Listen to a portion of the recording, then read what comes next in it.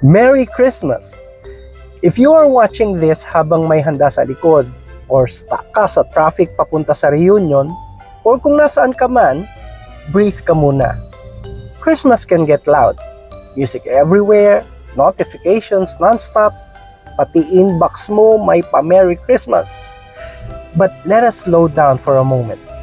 Christmas is not just about the setup, the gifts, or the perfect photo.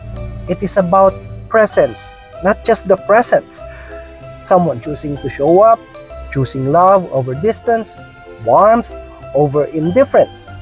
That idea still matters today, especially if this year drained you, if plans changed, if some people did not show up the way you hoped.